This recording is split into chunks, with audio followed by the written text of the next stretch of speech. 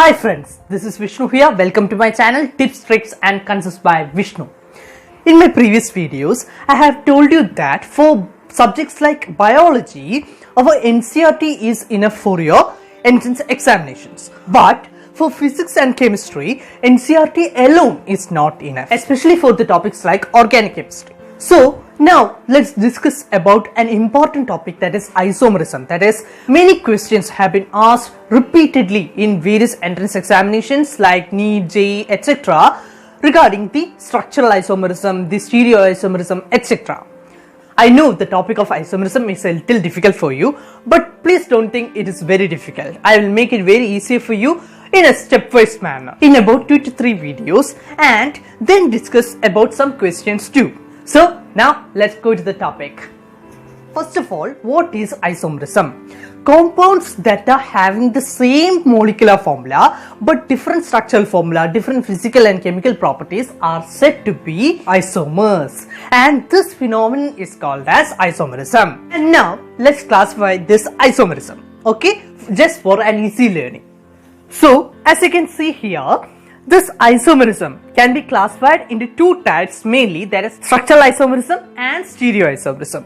And structural isomerism is otherwise called as constitutional isomerism. Okay, remember that word, constitutional isomerism, because sometimes in the question they may be asking about the number of constitutional isomers. So please don't confuse, constitutional isomers are nothing but structural isomers. Okay, and this structural isomerism is again divided. Okay, what are the different types of this structural isomerism?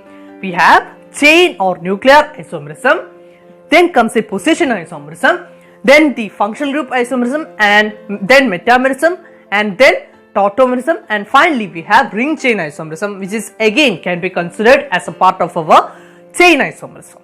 Okay, now let's look at the classification of the stereoisomerism. Okay, stereoisomerism is divided into 2 types, that is our conformational isomerism and configurational isomerism. And configurational isomerism is again divided into 2, that is our geometrical isomerism and optical isomerism. Okay, please don't think the topic is very difficult. I will make it very clear for you by using some examples and all. Okay, now let's deal with each of these separately. Okay, first of all, structural isomerism. What do you mean by structural isomerism?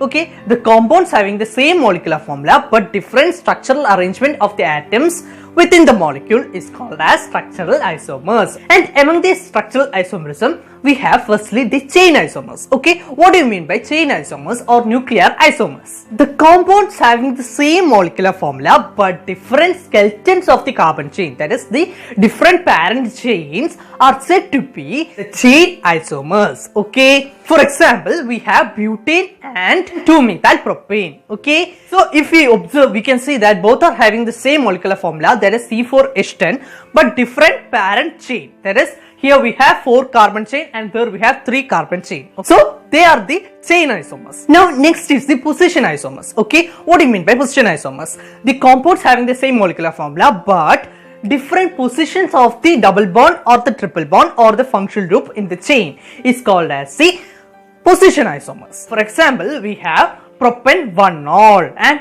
the other one is propane 2-ol. We have the OH group at 2 different positions. In the first isomer, it is at the first position. Then in the second isomer, it is at the second position. Now let's go fastly to the third one, that is the functional group isomerism. Okay, here is where our topic mainly starts. Here we will study in a different manner from our textbook. That is, for a particular formula, what and all functional groups can be had. Okay, so for that we should study what and all functional groups share the same molecular formula. So let's look at the sets. So the first set, if we are given the molecular formula CnH2n plus 2O, then what and all functional isomers do we have? Then we should think about only the alcohols and the ethers. Okay, only the alcohols and ethers have the molecular formula of the form CnH2n plus 2O. For example, if we are asked to find out the structural isomers of C2H6O, okay, then what and all functional isomers do we have to think about? We need to think about only the ethanol and the dimethyl ether. Okay, similarly the next set, that is CnH2nO2. Then we have to think about only carboxylic acids and esters. For example, if we are given the molecular formula C3H6O2, then what and all we should think about? First of all, we should think about the carboxylic acid, that is propanoic acid. Then comes the esters, that is methyl acetate or methyl ethanoate and ethyl methanoate. Okay.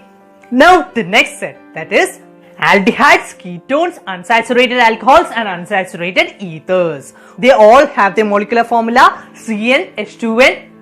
Now, for example, if we are given C3H6O, what and all we should think about? First of all, the aldehyde, that is propanal. Then the ketone, that is propanone or acetone. Then the unsaturated alcohol and unsaturated ethers, that is we have allyl alcohol and methyl vinyl ether. Okay, I hope most of you know what is allyl and what is vinyl. Okay, if you have any confusion, please comment below and I will do it as a separate video of about 4 to 5 minutes separately. Now the next set, if the given molecular formula is of the form CnH2n-2, which one comes first in your mind? Alkynes. But in addition, we have dienes and allenes too. Okay, dienes means 2 double bonds, allenes means also 2 double bonds, but in a different manner. Okay, for example, if the molecular formula given is C4H6, what and all we should think about?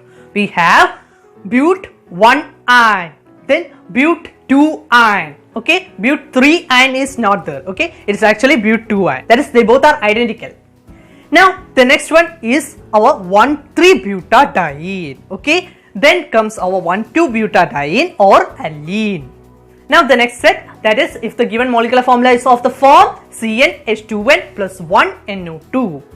Then there are 2 possibilities, that is nitroalkanes and alkyl nitrides. For example, if we have C2H5NO2, then we should think about the nitroethane, that is we have C2H5NO2, CH3CH2NO2. Then we should think about the ethyl nitrite, that is CH3CH2ONO, that is the bonding is through the oxygen atom. So we get the name alkyl nitrite. Now the next set, that is if the molecular formula is of the form CnH2n plus 3n. Okay, then we have to think about the primary, secondary and tertiary amines. For example, if we have C3H9N, then first of all our primary amine, that is propanamine, then our propan2amine, then our secondary amine, that is N-methylethanamine, and finally the tertiary amine, that is N-dimethylmethanamine.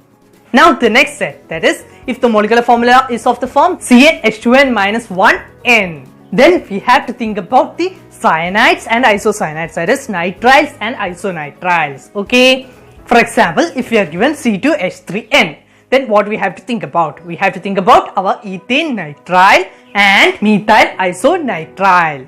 Finally, we can deal with aromatic rings, that is the general formula here is CnH2n minus 6y, where y is the number of aromatic rings. Okay. Now, if we have any substitutions here, then we can easily find that by C6H5 and then the substitution. That is, we can generalize it as CnH2n minus 7y, then the substitution. That is, if it is a phenol or an aromatic alcohol or ether, then we can add OH group to the side. Hence, we have the general formula as CnH2n minus 6y. Okay, so since we have known how what and all functional groups can have the similar molecular formula, you can add those functional groups to a benzene ring or any aromatic rings and hence know its isomers. Okay, and such questions rarely comes for your level of NEET and JEE mains. We will make it clear by using a simple example. Okay, so for this example, let's take it of the form CnH2n minus 6YO. That is say C7H8O. That is here we have 7 carbon atoms. So there might be a methyl group attached to the benzene ring. So in case of our phenol, we can have 2-methylphenol or 3-methylphenol or 4-methylphenol. Then what should we consider with the same molecular formula? We should consider the aromatic alcohol. That is the benzene ring with the CH2, then an OH group attached to it. That is nothing but benzyl alcohol. And finally, we should consider our ethers. That is, we have anisole. Okay. Now, you may find it a little difficult, but if you practice it, you can also write the isomers for any of the compounds. Moreover, such questions of the level of aromatic rings, more than one aromatic rings, usually doesn't come for your NEET and JEE main examinations. That is at those level of examinations. Okay, so you need to think or worry only about the one aromatic ring compounds. Also, by the time you familiarize with the chapters like haloalkanes, haloarenes, then alcohols, phenols, ethers, then the acids, carboxylic acids, esters, etc., and also the amine chapter, you will be able to think more easily. Okay, so now let's go to our next classification, that is our metamerism. What do you mean by metamerism? That is the compounds having the same molecular formula but different alkyl groups attached to the either side of the divalent functional group. That is, it is possible only for certain functional groups. That is, we have in case of ether, that is oxygen. Then in case of thioether, that is on both sides of sulfur, and on both sides of our nitrogen, that is in case of our NH, that is amines, especially our secondary amines. Also, if we think, we can apply it for ketones and also for esters. Okay, so in short, metamerism exists for oxygen, sulfur, NH, then ketone, that is C double bond O, and finally our ester, C double bond O. So here we have two different number of alkyl groups at the two positions, on either side of the oxygen atom or sulfur atom or NH. Okay, for example, here we have our ethoxyethane. Then another metamer of this is our 1-methoxypropane and our 2-methoxypropane. Okay, so these are all metamers. Okay, so in this video we have studied about the chain isomers, position isomers, then in detail about the functional group isomers, then metamers. Okay.